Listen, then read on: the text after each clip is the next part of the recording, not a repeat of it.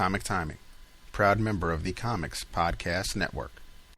Welcome to episode 8 of Comic Timing, a comics podcast devoted to the average comic book fan from the average comic book fan. Join in as David Price and myself, Ian Levesey, discuss whatever comes to mind, time after time, here on Comic Timing.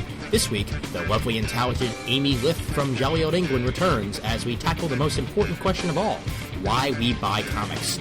We also give our forum members' takes on the issue at hand and announce a new affiliate of the show. Woo!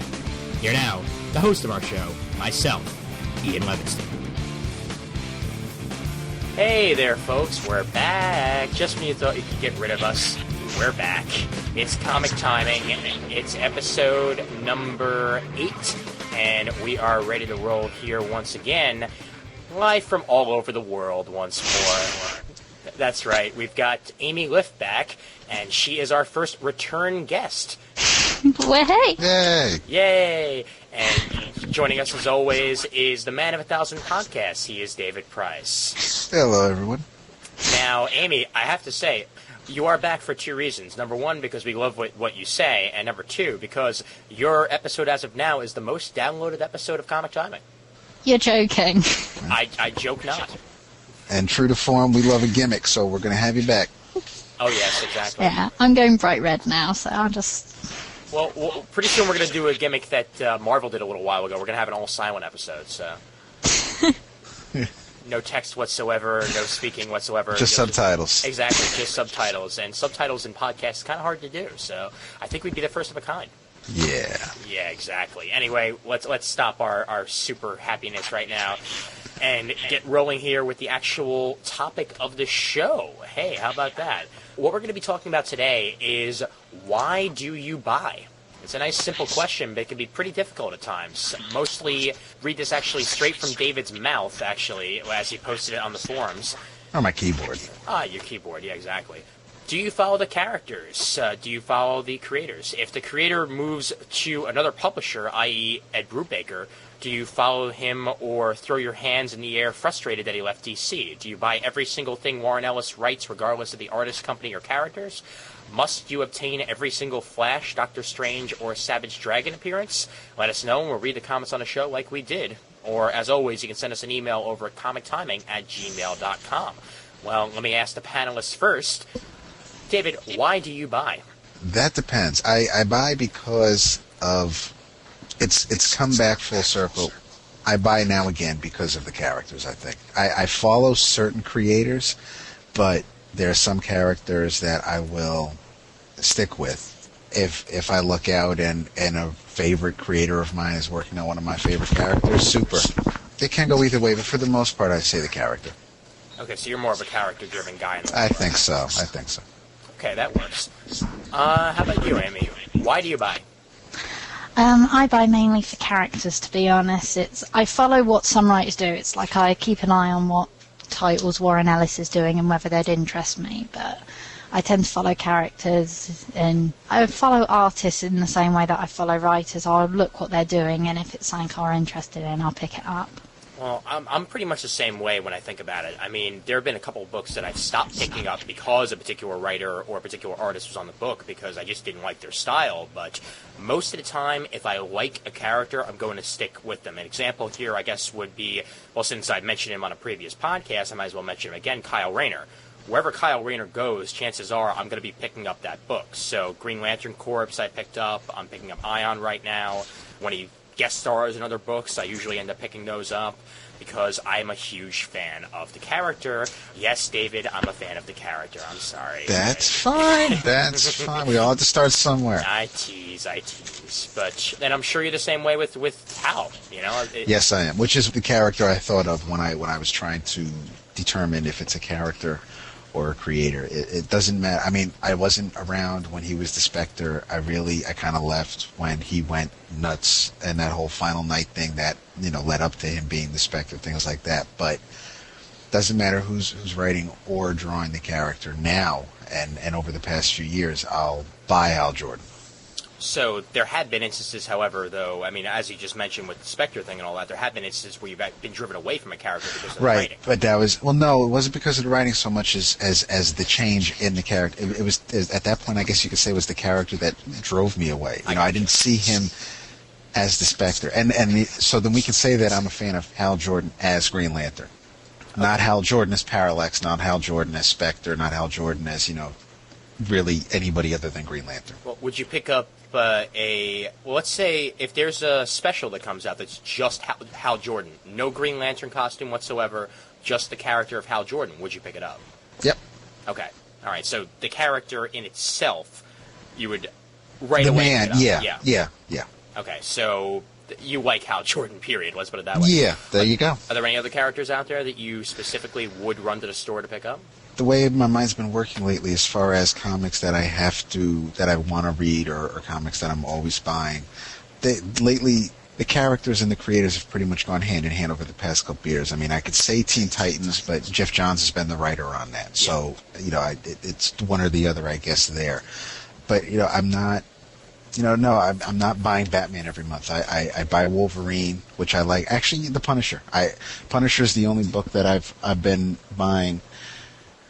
After that whole Angels and Devils and Spirit World with I think it was Christopher Golden wrote it.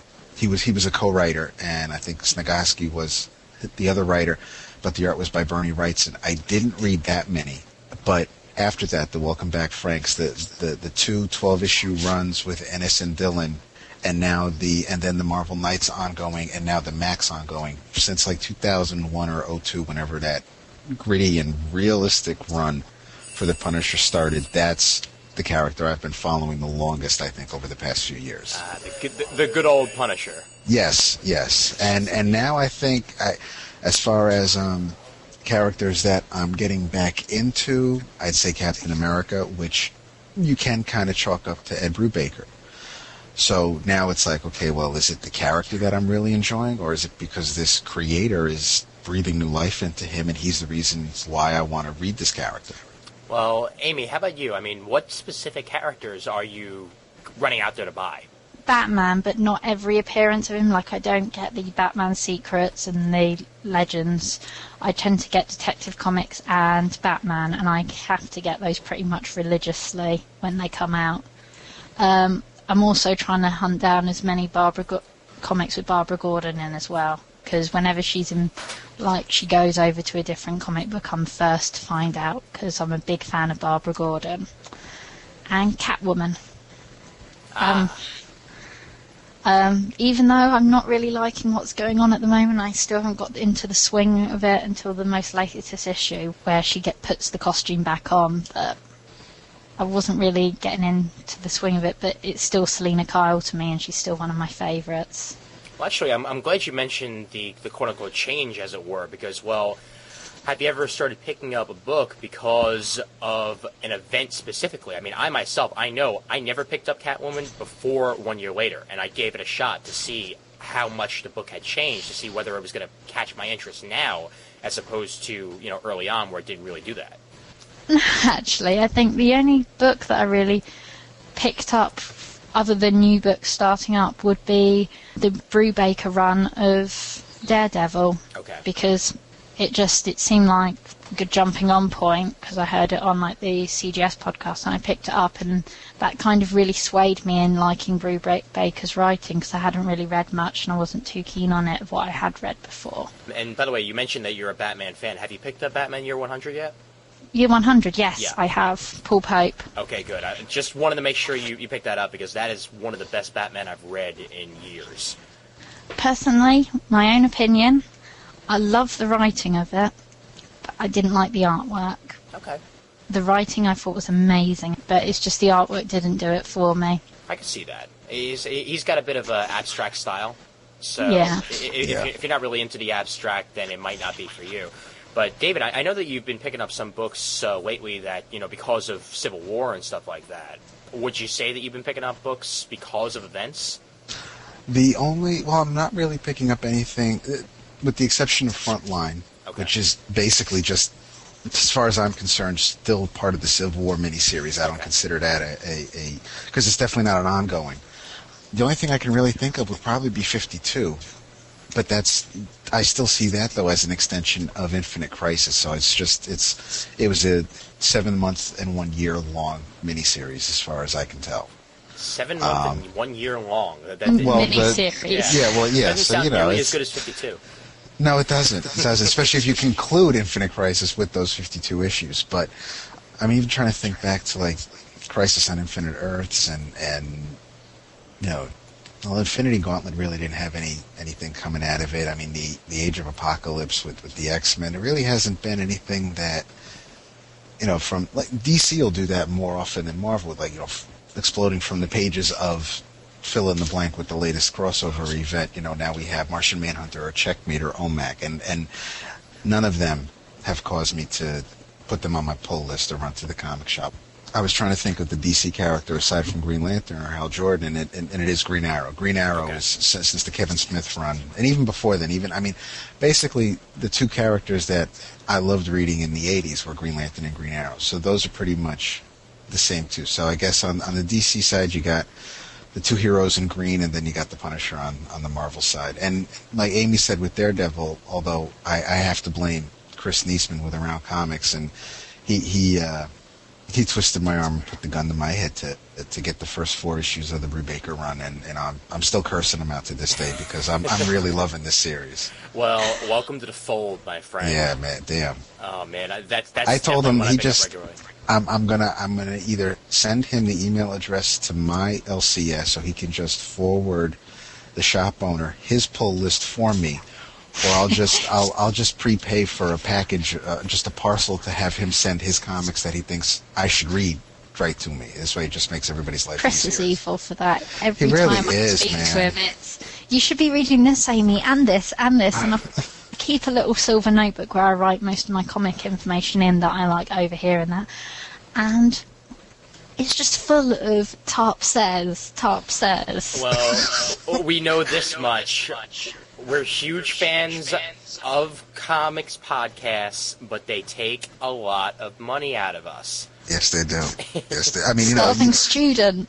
Oh, the publisher should be doing half as good a job as shows like Around Comics and the other guys are doing. I mean, they really. I mean, no one's making me force. Marvel and DC hasn't had me spend this much money since before podcasts. Well, you know what? Honestly, if anybody wants to start up a thread on our forums about what they bought because of us and how much money we owe them, we'll be more than happy to see exactly how much we've got so far, because that's how we know that we're successful. If we're getting you to buy the books, then hell, that's better than nothing. This is true. Definitely, without a doubt. Now, you mentioned, I mean, obviously we did mention writing, and we mentioned art being a reason for us to stop picking it up. If it's a writer that you love, but an artist that you despise, will it take you away from the book? No. No, okay. All right, so, in other words, you'll sit through the bad artwork. Well, what if it's artwork that's so bad that you literally cannot read what's on the page? Well, I just figured that the word balloons would still be fine, so as long as I can read them, I'm fine, because predominantly I write plays. That's what my major is when I'm working in theatre. So it's all about the dialogue to me and the writing. That's why I love it so much, because it's kind of like reading the play with pictures. Okay. I can actually sort of see that, because, well, obviously you've got, that's what comics are, they're storyboards. And the fact that those storyboards are there, it makes it easier for your mind to sort of get a picture of exactly what's going on and when. So I can sort of see where you're coming from with that.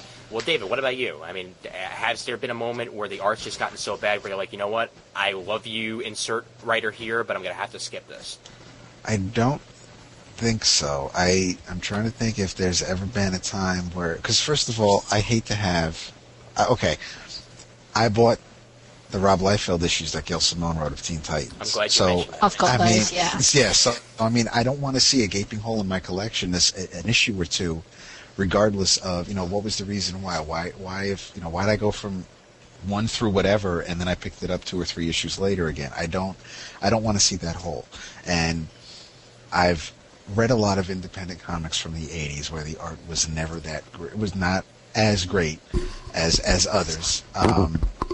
So I've had my share of working my way through bad art or art that didn't fit the story, and the writing. If it's a character, there's something in there that had me buy it. So I'm never going to go and say that, God, this is awful. I don't want anything to do with this. No, nothing's really ever taken me away from buying a book because of one creator or the other. Something that got me really close is when I was first getting into comics, Sandman was like, Neil Gaiman's Sandman was like the second, third book I started reading. And some of the issues in the volumes, it got very difficult for me. And I was just like, the writing's so good and the plot's so good, but it's just getting over that artwork and just trying to get through to the other side. It was worth it, so... Well, that's good. Well, yeah, and you know what? Honestly, David, you're a stronger man than I when it comes to those Gail Simone Liefeld issues, because I picked up the first one, I couldn't read it. I seriously couldn't. I sat down there, I tried my hardest. I really, really did, because I love Gail Simone. I love basically everything she's put out ever since she was with Marvel, and I couldn't do it. And I'm not quite sure whether it was the Liefeld artwork that was affecting me, but I also felt it wasn't Gail Simone's strongest work. No, it definitely wasn't. I mean, No. the little that I've read of her work, it definitely wasn't. And I don't know if that was, if she wrote it and then Liefeld drew it, if she had the idea and then Liefeld ran with it and then she wrote it based on the artwork like they do at Marvel. I don't know what, I mean, it wasn't even, to me, it wasn't even a Teen Titans issue. Yeah. It really wasn't a story for them at all. It was a Hawk I don't and know Dove who the issue. hell, okay, so you could have had that like be a 64-page one shot. Because it sold really well, so you can't tell me that no one would have bought a one shot of it. The first issue sold. The second issue, major drop off. Okay, so then we should have told them right there. Then maybe we should have just packaged this as a one shot special. Maybe have the monthly Teen Titans book maybe tie into it. Hey, if you really want to read the end of this, even though I hate that at times, but make that issue of the Titans self-contained and a little plot line going off, and hey, if you want to finish this story, read this Gail Simone Rob Liefeld special, and then they'll make the big money on that special one-shot issue. Everybody will do have 100 the complete variant story, covers. and there you go. Bring Stephen Platt out of retirement, or whatever the hell he's doing, get him away from the fry machine. Just you could have done about it different ways. I mean, we're getting off the topic, but I mean, it wasn't a great Teen Titans issue. It wasn't her best work. Yeah. It wasn't his best work. It was sad all around. But I still have it, so obviously it doesn't matter who's going to write it, who's going to draw it, or who's going to be in it eventually. I'm still a sucker for Well, it. again, that also sort of says that you're a Teen Titans fan also, and I mean, obviously you're a Gail Simone fan also, but the fact that it was a Teen Titans issue and the fact that you didn't want to call in your run, that's why you Right. picked it up. And the same thing could be said for because now I'm thinking about it, series that were canceled, Harley Quinn. Okay. I have every issue of that Harley Quinn series up until the very, very bitter end. I mean, it started off great with Carl Kessel writing and the Terry and Rachel Dotson art, and that first year or so was phenomenal, and then it went off on some weird tangent in that last issue. I'm still trying to scratch it out of my memory. I remember because I got the Teen Titans issue Rob Liefeld issues when I was just going through, and it's like Teen Titans, I'll grab all of those, and it was just, I remember entering him into my database and thinking, that can't be Gail Simone, because it was just so different to the Birds of Prey, which I was loving, and it was just like, and I had to check like 3 times, because I was just... That's basically how I felt. I felt she was writing it for his artwork, which, by the way, is understandable, because a lot of the times, obviously she can't write exactly the same as she would if, say, she was working with Ed Dennis as she would with Rob Liefeld, because they have different talents. But she was certainly writing that issue for Rob Liefeld's style. And, again, there are Rob Liefeld fans out there. I'm not saying there aren't, because obviously that issue really did sell. But for me, it's not there, and I don't want to go off on a Liefeld tangent, because that seems to be the only thing I do, and I want to stop that from happening. But nevertheless, there will be times when the artist takes away from the writer for me. And then again, there are times when the artist brings me onto the book. And I'll say an example right here, Uncanny X-Men. When Alan Davis was doing Uncanny X-Men, I picked those issues up. I was not liking what Claremont was doing, but I felt Alan Davis sort of revitalized Chris Claremont, and I wanted to pick those issues up month after month. Those Uncanny X-Men issues, if you were to read them without word balloons, they would be the most beautiful X-Men comics ever. Yeah. But the fact that Claremont wrote, because I have them as well, and Alan Davis brought me back to Uncanny. Okay, there are 3 creators that I can always spout off, that I will always follow. Alan Davis is one, Matt Wagner is another, and Christopher Priest is the third. Okay. Whatever they're going to be doing, I'm going to be there. And so my question to you two, which creators will you follow to the end of the earth? Ooh, you know what? Amy, you want to go first here? Because I got to think about that for a minute. See, I'm so fickle because there's none that I'd follow to the end of the earth, but Ellis would come very close. I don't read any of his Marvel stuff, but when it comes to things like Desolation Jones, Fell, and those sort of books, I'm right there. Alan Moore, I tend to pick up a lot of his books, especially things like Promethea that are along my lines. But I'm so fickle, there's none I'd follow to the end of the earth. Will you be picking up Lost Girls? I'm in big debate over that due to the moral issues behind it. Okay. Because of the Great Ormond Street Hospital.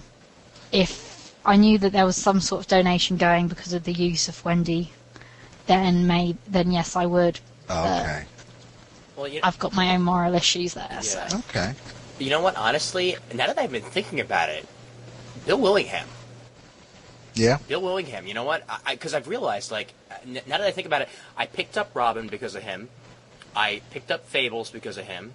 I'm still picking up Shadowpack, which he's doing now, and I'm realizing I'm going to be picking up his Jack spin-off of Fables, because again, I love Fables and I love Bill Willingham, and I'm realizing now, a lot of his stuff I have in my collection, and it didn't hit me until this very moment.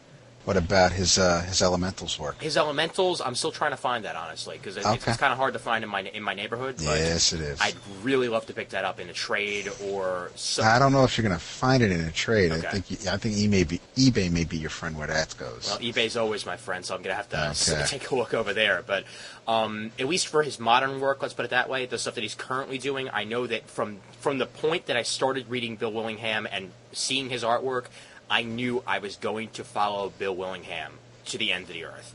Okay. Other guys I think about, again, didn't notice it until you asked the question. I'm glad you did, because I'm thinking about it now. You know what? Kurt Busiek. Okay. Because there were Astro City Avengers, Astro City Fantastic Avengers, JOA Avengers was right. Oh my God, I can read that over and over again. It is one of the best things I've ever read in my life. JOA Avengers. That is the comic book fan's dream right there. You know, how many years in the making was that? At least 15 years, right? With Perez. It's over 20. Wait, the mid to late 80s, I think. So yeah, we're getting about the 20-year mark. Okay. I've been looking at that. They've got 2 huge. I think they're kind of absolute editions. Yeah. They've got them in the comic book store I go to, and every time I go there, they're sat there, and I'm so tempted to take them home. But I don't know if my budget can stretch to it, especially this month with going to London for a week. Ooh. Oh. Well, enjoy your stay. Well, let's see. And what else? We'll see Superman so far that he's been collaborating with Jeff Johns. And Jeff Johns is another guy I'm going to have to say also, because he's Jeff Johns. I'm sorry, but this guy, again, there might be a small little stinker in there every now and then, but that's 1 or 2 issues. Every other thing he's done has been comic book gold. And I have to say that I don't read all of his work, but what I do read, I love. And it's even when you're reading 52, which is like a collaboration, you can tell which lines are his. Oh, yeah. So brilliant when you're reading a bit of Black Adam and you just know that that's Jeff Johns' work. Oh, yeah. Without a doubt. Is JSA Johns' best work? Ooh.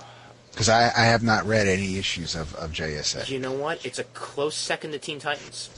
Okay. Yeah, I'd put Teen Titans first. Yeah. Okay, good. Because I really like JSA, but I'm going to have to put Teen Titans on top of that.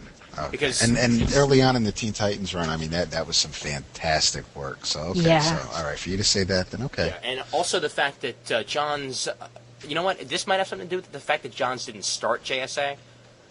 That's true. The fact that it was started by the man who is writing Batman better than anybody right now, and that's James Robinson, who did a great job with JSA, did a great job with Starman and all that, and he set the tone for JSA, and then Jeff Johns picked it up from there.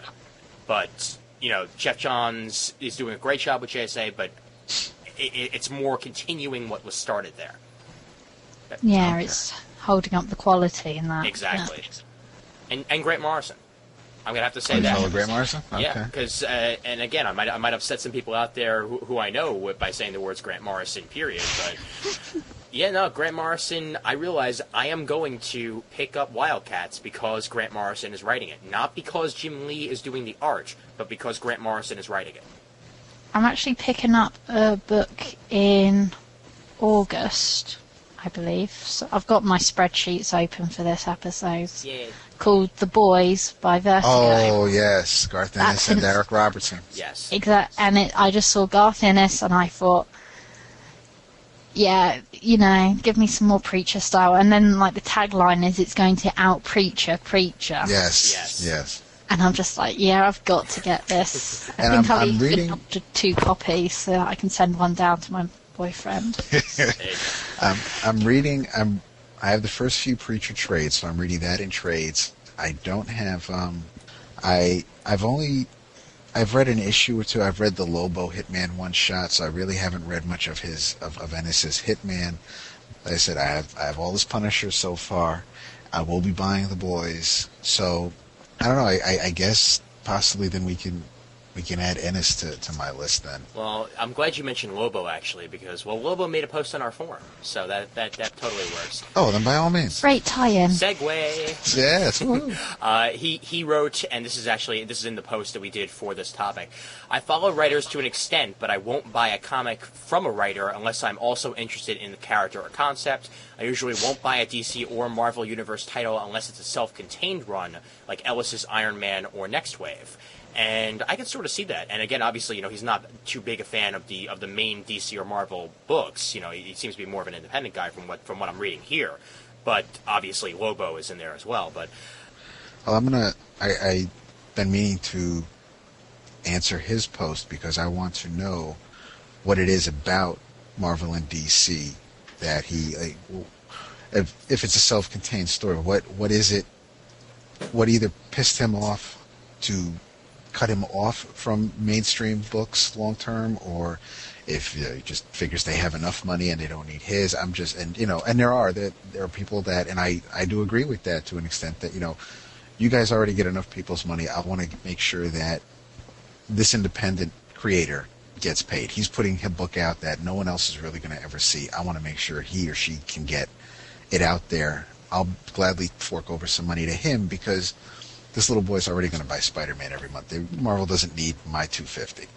So I am curious to know why Lobo has sworn off more or less the mainstream books. But I do see his point big time, especially if which is what we've been talking about already. Like you said, Ian, with if the art is bad, will you still buy the book if you like the character or the writer? And he'll. I know he's a big Warren Ellis fan. Lobo is, and like you said, he's not keen on Marvel or DC too much. So there might be some.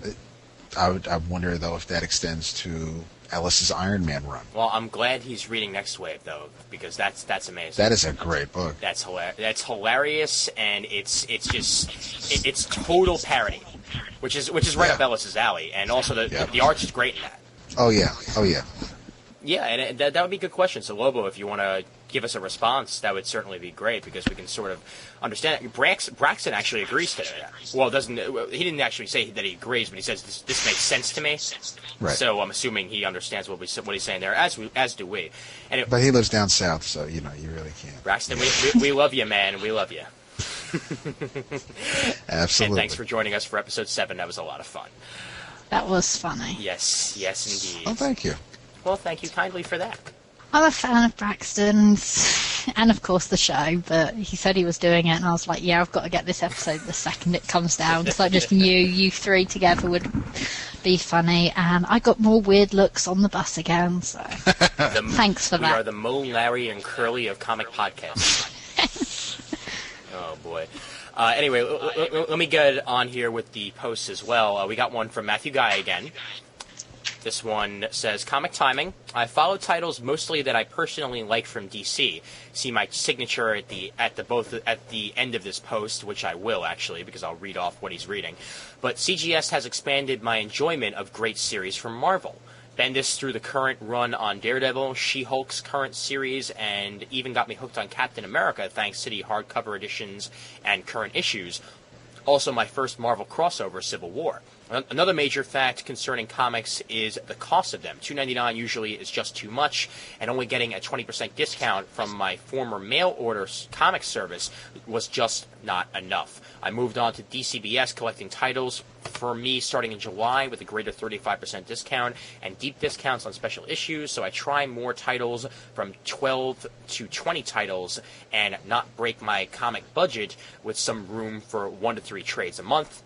Thanks for the show, Matthew Guy. And he's currently reading, according to his signature, Superman, Batman, Action Comics and Detective Comics, Flash, Wonder Woman, Green Lantern, and Green Arrow, Checkmate, JSA Classified, 52, Daredevil, She-Hulk, and Captain America. And in the future, he's going to be reading JLA and JSA, OMAC, Civil War, and Manhunter. So that's certainly a nice list there.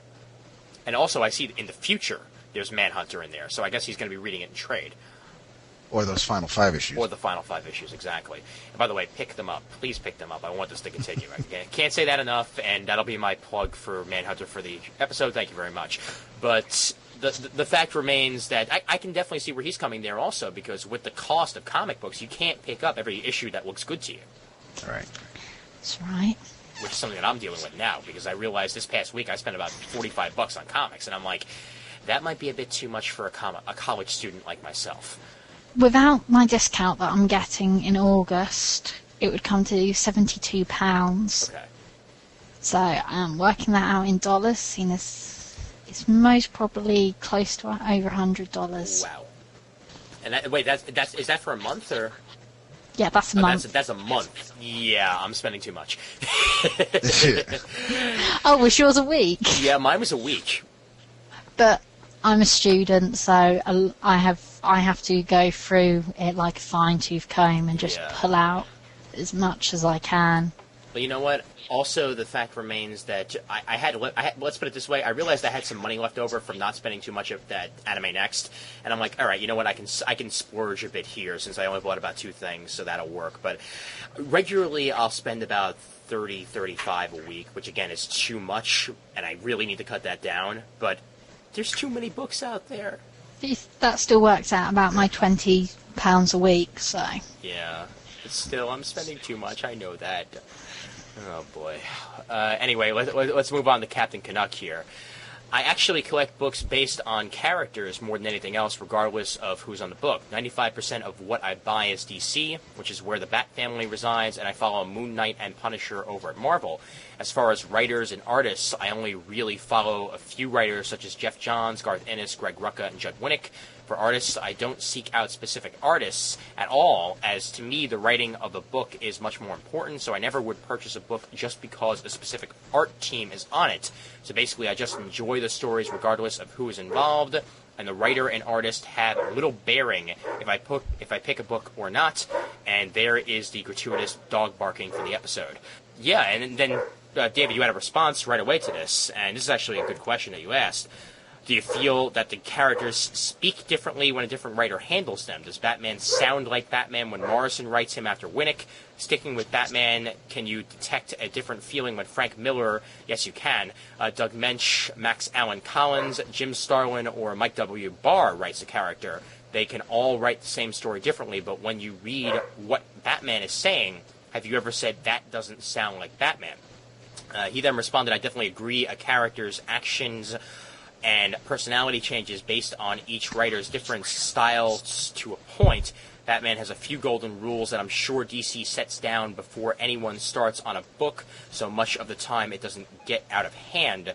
I notice differences between writers, but they don't bother me, as each writer will obviously have their own take, but I do enjoy some more than others. And that's a pretty good point right there, and I'm glad you brought that up, David. I mean, every writer is going to sound a bit different than the next.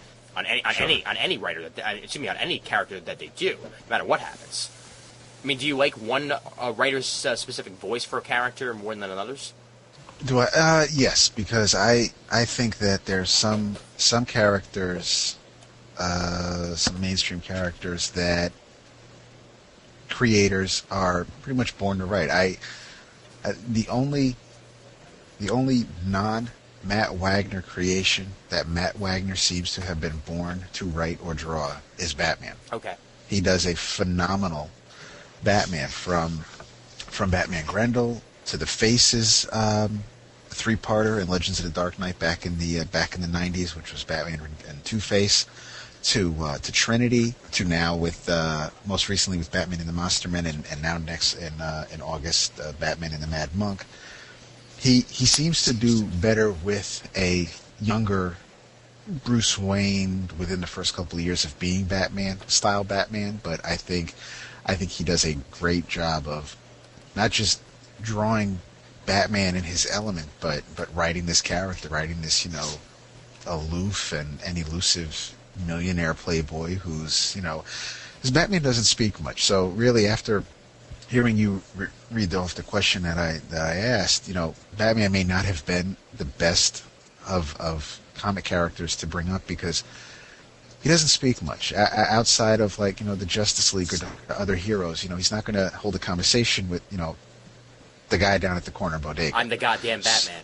There you go. Except when he's scolding Robin. But yeah, I definitely know that there are different feelings when creators take over a character, and there are some, like I said, there are just some creators that just handle characters a certain way. I think John Romita Jr. is a fantastic Spider-Man artist, especially Spider-Man circa the late 80s, like around mid 80s, Amazing Spider-Man, 225, 230, 232, things like that, where Spider-Man versus the Juggernaut. I think that was a great looking Spider-Man for that time. I'm not real comparing Spider-Man from the 80s to today. I'm more of a fan of the old school Spidey, but there's some creators that should just draw or write certain characters. Okay. Amy, I think I cut off Amy. Yeah. Yeah. What you were saying about Batman not being a good example to use, I think it's a great example to use because, like you said, Batman isn't the talkative type. And if you get a writer who's going to fill a Batman story with dialogue, it's not going to sound right. I'll leave it to the writer to show me I was wrong. Thank you. Well, you know what? Honestly, if I sat down and read a Batman book and I heard him describing every little thing he's about to do, I would I'd rip my hair out. If he was on the page going, I'm going to jump from rooftop to rooftop until I find Two-Face, and as soon as I find Two-Face, I'm going to do this to him, and then I'm going to do this to them, and this to him, then I'm going to find Jim Gordon, and we're going to have a long conversation. I'd be like, why the hell are you saying all this? You're about to do it on the page. Okay. I need my Batman to be the strong, silent type, and when he does say something, be a nice little quip. Something that makes sense. I stand corrected. So we'll edit out what I said about Batman not being proper, and like Amy said, that was the perfect example. Well, all right. You know what? To each their own, man. To each their own. Let's put it that way. But again, I just just for me at least. I mean, Batman. He is a detective, so let's put it this way: if he's actually saying out loud what he's trying to decode, as it were, in a case, that's one thing. But if he's stating the obvious, that's when I get annoyed. Right. And as understandable. All right. Moving on here to Anubis, and Anubis who has a very nice Nightwing icon on the forums. He says, I mainly buy the comics of characters/teams I like foremost, but it is true what David said earlier about the writer and the voice it can give a character. For example, I'm a huge Nightwing fan, and the 1 Year Later by Bruce Jones just doesn't seem like Dick Grayson/Nightwing at all, so it is a book that I'm dropping, even though I have pretty much 98% full run of the series. But I have picked up a comic recently based on an artist I recently picked up 1 Year Later Green Arrow because of Scott McDaniels being the artist on the book.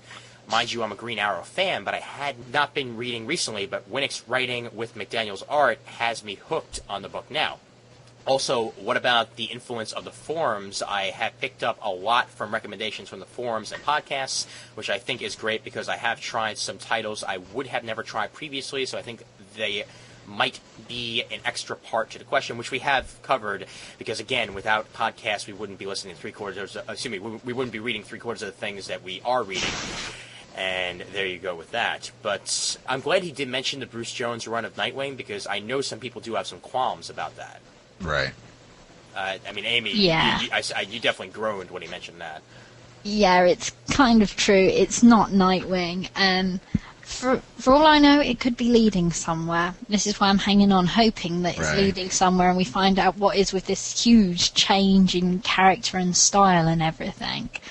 And for a start, why he isn't with Babs. I still cannot wait to find out. You know, they better reveal that in 1 year later, because if they just leave that hanging It's there, driving me mad. yeah. But it doesn't seem like Nightwing, and it's like, I know I should blame the writer, but in a way I want to blame the character and put my page through the comic book and just slap Nightwing silly and say, talk properly. Oh, and then on the other side of the street in New York, you could over with Marvel, you could say that some of the people really, because I think actually, yeah, I could say from experience, I did drop Fantastic Four after Straczynski got on it. The first couple issues into his run with the whole, you know, tweaking of their origins, just I don't know, it's either I just felt that it'd been there, done that, or I really, really enjoyed the Mark Waid, Mike Wieringo run, and I really didn't want something like this to come after it, but I dropped it. So yeah, I mean, I do like the Fantastic Four. I like the characters, and Straczynski, I get, and I love Mike McKone. I think his art is great. I don't know if he fits Fantastic Four, but I was willing to give it a shot because of his art. And you know, I enjoyed the few issues of the few trades of Spider-Man that I have that Straczynski wrote. I like Supreme Power, and I hope to start Squadron Supreme soon. So you know, I do like him as a writer, but something about him on Fantastic Four just wasn't jiving with me, so I had to bounce. Well, you know what I've realized, and I'm glad that we mentioned Bruce Jones and Straczynski in this, because I don't like it when writers fall into patterns. And what I've been finding about Bruce Jones is that Bruce Jones loves going onto a book and suddenly making a major shift in the character's tone.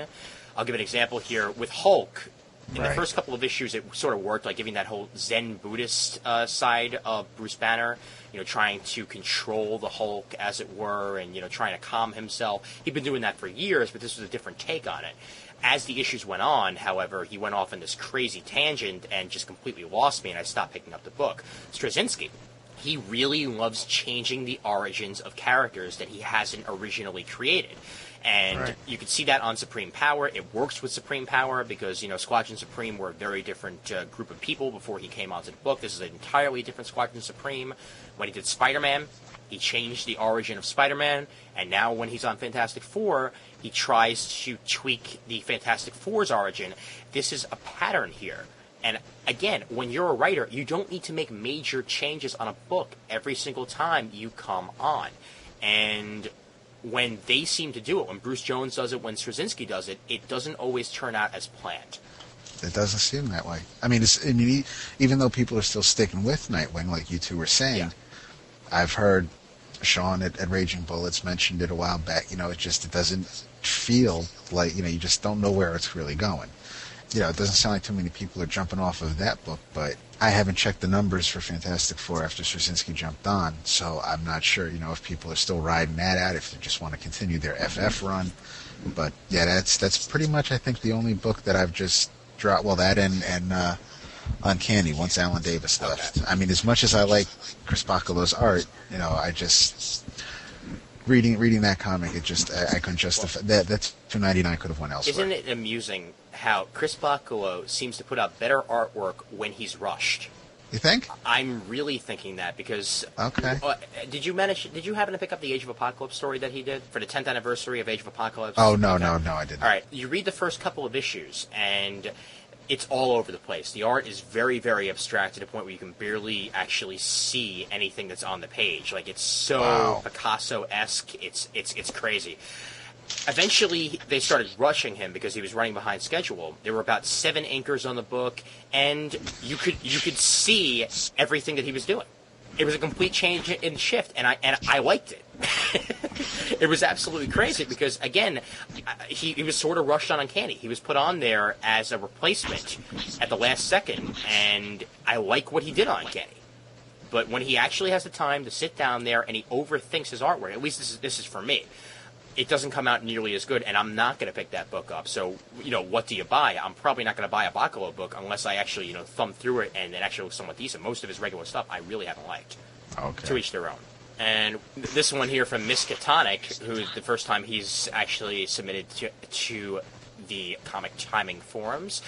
I buy comics month in and month out based on the characters/concepts. I will try a book if I have not heard about it. Hard to do with the internet, what it is today, based on the cover or interior art, but that does not usually last long. Jim Lee's Batman and Superman runs are my latest forays into collecting this way. Avengers and X-Men I will purchase regardless of who is writing/drawing it, bitching at the stuff I don't like, but continuing my run regardless. And I guess that goes in the camp of you picking up the Teen Titans with Liefeld, but again, yeah. I feel just like people say, well, you can't, don't complain about something if you didn't vote. Don't complain about the president if your guy lost and you didn't vote for him. You can't complain. They say, why are you going to bitch about this comic book? Don't buy it. Don't buy it to read it. I'm voting with my wallet. I did buy it, so I think I have the right to bitch about it. If I want to complain about the art or if I want to complain about the writing for some reason, I'm going to do it. I spent my money on it, so you're going to hear me, or you're going to, give me the second to just ramble on about it, damn it.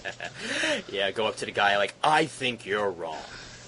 The kid, I spent my money on it. I have a minute to, I'm going to stand on my soapbox for as long as I can while I have the money spent on this. But no, but true, if you don't like it, you can feel free to drop it. But I do agree with Ed here, where he wants to complete his runs, and plenty of people do. You have people that have complete Daredevil runs or Flash runs or Spidey runs and Avengers or JLA. So they're going to be with it through the highs and lows. And I wish you'd like a comic to continually always be great year in, year out, month in, month out, but that's not going to happen. Things change. People leave companies. People die. But what are you going to do? So no, I do like Ed said, it is hard to find out about a book you haven't read. I try to do that. I'll flip through previews, and if something just catches my eye, I'll pick it up. Maybe I'll order it, which I have to buy because the shop I go to doesn't really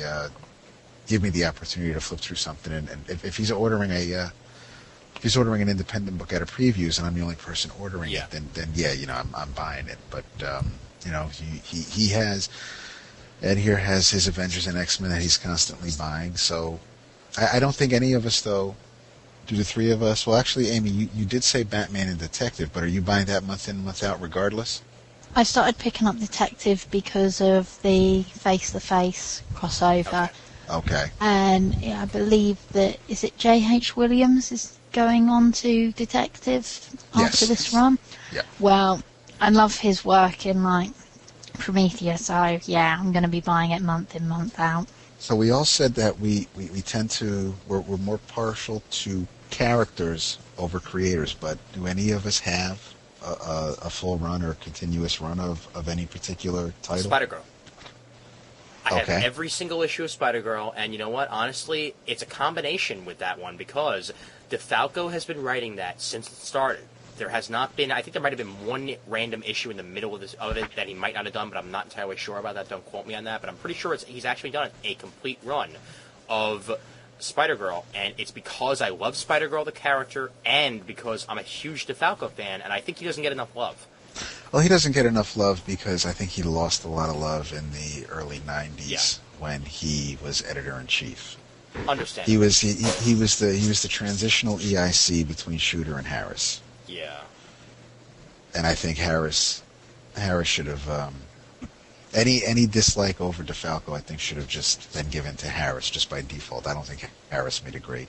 Bob Harris was not one of the bright spots in the editor-in-chief timeline. But no, you're right. DeFalco nowadays, because although I think he writes in a very old school frame of mind, because I remember his Fantastic Four run with Paul Ryan after Byrne left, and it wasn't exactly Fantastic Four's golden era, but I think Spider-Girl actually Spider-Girl's his baby. It sounds like there's a lot of love he has for this character and for this comic book, and from what you always tell me about it seems to show. Yeah, and well, you know what? Also, what I like about him also is the fact that he's very open to. Like listeners, to listener suggestions, to readers and all that. He's very, very open to talking to people on forums, and, he's the type of guy who's very, very approachable, and in that, I found myself, wanting to read more and more of his stuff. So if I see DeFalco's name on it, I'm probably going to end up picking it up, whether it's Spider-Girl or whether it's otherwise. So if he does stuff after Spider-Girl, I'll be there. Okay. Yeah. Closest I've got to a run is the current Teen Titans, apart from, I think it's issue 24 I started picking it up in singles, so everything before that's in trades. Okay. Every single issue of the current Teen Titans run except for the second part of the Liefeld. I've even got that. And again, one of these days, you'll see me running to the shop like, all right, I give up. I need that part of my other run, But for now, I'm happy not picking that issue up. But eventually, someday, if I want a complete run of that, I might be running to the store to pick it up. I'll never. I don't know if you have to. I don't think you'll have to run to it. I'm pretty sure you can find it at. You know what? If I find it at a quarter bin at any convention I'm at, I'll send it to you. There you go. Voila. And by the way, I need to mention it here, by the way. Webhead on the forums was nice enough to send me the Free Comic Book Day edition of X-Men Runaways that came out, and oh, nice. I haven't had a chance to read it yet, but I picked it up it came to my door about a week or so ago, and I definitely want to thank him for that, because I've been looking everywhere for it and really couldn't find it anywhere in my area. So he sent it over, and thank you for that. And we're still working on a contest. We're still working on that because we haven't gotten the posters yet, and also David and I really haven't had a chance to talk it over. But once we do actually have something firm, probably by next episode we'll have something firm on that, and we'll let everybody know about that. But anyway, just needed to put that in quickly there. I'm trying to think, any other complete runs? Does Runaways? Yeah, you know what, Runaways counts, because I've been following that all the way through, from Volume 1 to Volume 2. But again, that's always been Brian K. Vaughan. So I follow Brian K. Vaughan at basically anywhere, too. So I think my runs have been... I have 28 to... Because I haven't been able to get to White Plains in the past couple months, so most of my runs end a few months ago. 100 Bullets, 28 to 70, so I'm still trying to get the first 27 issues of that. Let's see, Astonishing X-Men so far, and the latest Captain America I have. I have the full run of the Fantastic Four with the Wade and Waringo run, and Green Arrow up to issue 60, and all the Punishers from Garth Ennis on. The Outsiders, well, Supreme Power, which will now be Squadron Supreme, Teen Titans, and I think that's and the Ultimates, I think, are really the only ones that I just have to. I have the full run of the Losers. I have the full run of the Harley Quinn. Glad you mentioned the Ultimates. There are a couple of books that I have. I'm glad you mentioned the Ultimates, because I just remembered I have every single issue of Ultimate Spider-Man from the first until now. Wow. Every single issue of Ultimate Spider-Man, I've been there picking it up. I actually have a CGC graded 9.6 Ultimate Spider-Man #1 that Nice. is just sitting there, on my shelf. I'm not touching it. It's just going to stay there, and hopefully that'll be worth something in a couple of years when, not everybody has one. But again, everybody has the CGC. It seems like everybody ran to the store and right away got that CGC graded, but it's still sitting there. And I think I've got everything from Ultimate X-Men and everything from Ultimates. So basically anything Ultimate except for that one fake Batman and Robin they did, which was absolutely horrible. Oh, is it Ultimate Adventures or something Yeah, like that was dreadful, and I didn't even pick up an issue. But actually, you know what? I picked up the first What issue. about Ultimate Fantastic I Four? had that, yeah. Ultimate Fantastic Four I Okay. definitely have. Because, again, Warren Ellis was on it. Right. I have the first 12 of that, and I think I'm going to go back on it when is it Casey and Pascal Ferry does the art in next month or in And August. the best example of what you mentioned earlier, David, about picking things up regardless of who's writing it, I have every issue of Exiles. Okay. And even through the Austin run, I had to say that. I'm sorry, but his Exiles Well, you know, wasn't this- too bad, I guess. There's someone out there that has a complete run of Superman, and that includes the Austin issues. Yeah, that's true. That's true. And if you do have a complete run of Superman, spread the wealth, my friend. You're going to be rich someday. Now, I do want to just, if as a final thought, so if anybody wants to answer this later, should creators overshadow the characters? Amy? No. Okay. No, Okay. definitely not. Because you know what? When the creators overshadow the characters, you're bound to be disappointed. Personally, I feel if the creators overshadow the characters, then they're not doing their job right. Yeah. I would agree with that. Because, if they're doing their job right, then the character is the best it could be. Otherwise, they're just not doing Well, it right. it's that whole behind-the-scenes thing. It's the person that if something is going right, then that means their job is being done right. If you don't know they're there, then they're doing everything right. It's the person behind the scenes, and Yeah, if the character is the character cannot be secondary to especially in their own book. I mean, it's not going to be John Romita Jr. Spider-Man. It shouldn't be. Yeah, okay, it's great that he's doing the art on it when he is, but it's still Spider-Man. It's Spider-Man that it should be Spider-Man that is having the people buy the comic. Well, you know what? That's one of the reasons why I've been let down by a couple of the most recent creator shifts, as they were, because they hyped them, and then you sit down, you read it, and you're like, okay, where's my character? Yeah. I can understand that they're trying to use their own style in it, but where's the character I came to read? And I guess we could say, the Bruce Jones is an example there. I mean, obviously, All-Star Batman definitely needs to be an example there because everybody was hyping to the moon. Oh my God, Jim Lee and the man, the myth, the legend, Frank Miller on the same title. Wow, this is going to be great. This is going to be fantastic. I read it and I was so very disappointed. And let the character run the book, not the other way around. Especially a character like Batman who's been around. I mean, granted, the All-Star universe is supposed to be, not so continuity-laden and heavy with what's going on in the past. It's still Batman. New, but it's still Batman. It's still a character that should be able to write itself. Yeah. And I wanted to get one more question out there to you guys, actually. Sure. How often, when either thumbing through thumbing through previews or going online and finding the coming attractions on comic book resources or Newsarama, do you find a comic and basically only from the description and the cover alone do you pick it up? Quite a bit. Okay. I don't know if I go by the description. If it helps if I know who's going to be on it, because it may also determine when I'm going to read it. But the cover really, I don't think I've ever judged a comic book by its cover.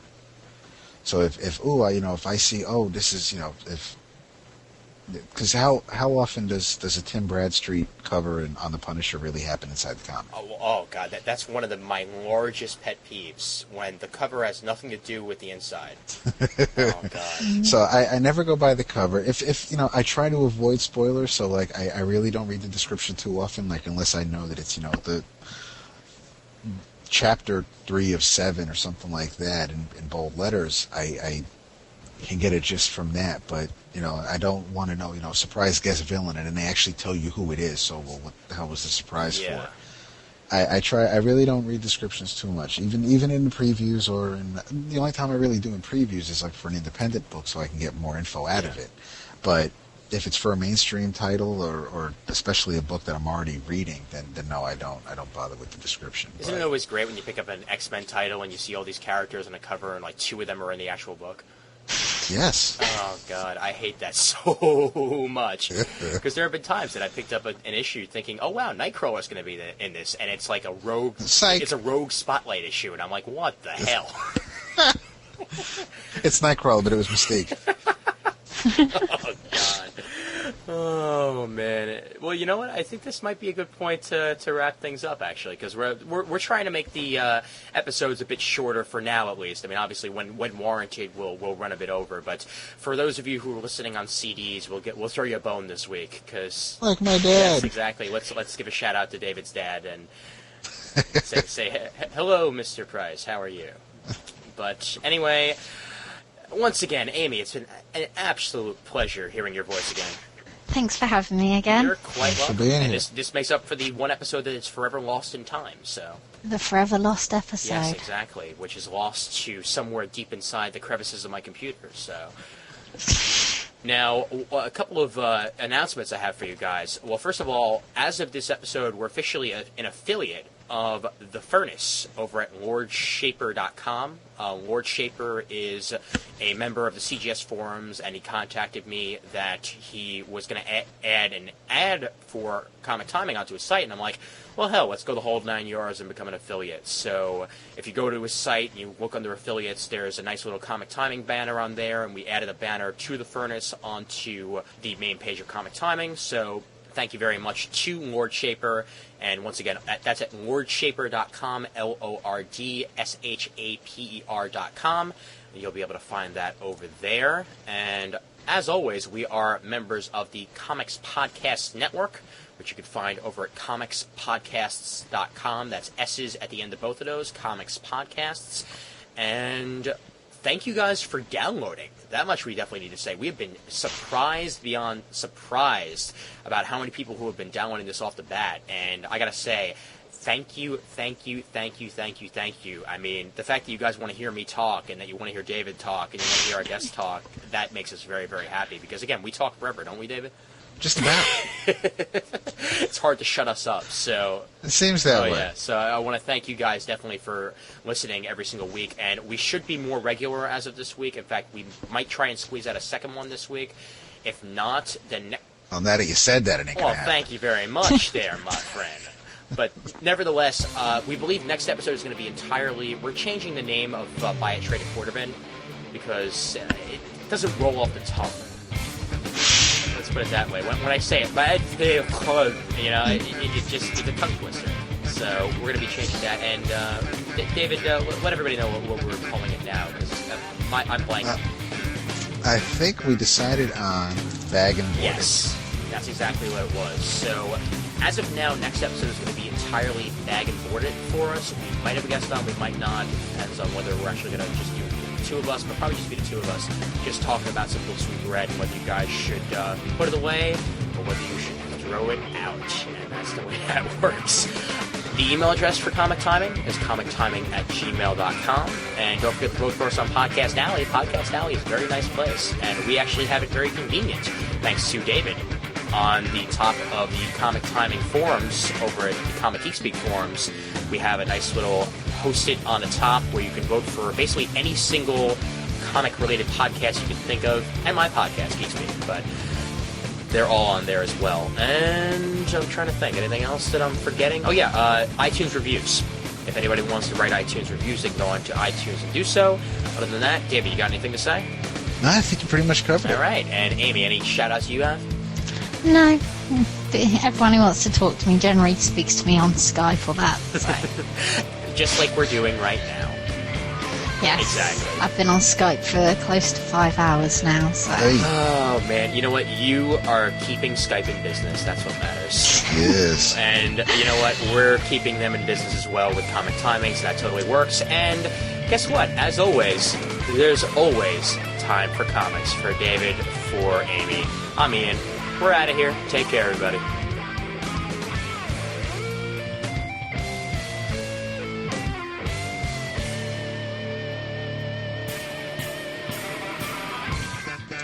We got one more here from Miss Katonic. First time she's, wait, is it a he or a she? That's from Miss Katonic here. Let's take a look. So I don't actually... Add more. Okay, so, yeah, let me do that again so I don't sound like a silly voice calling him a she.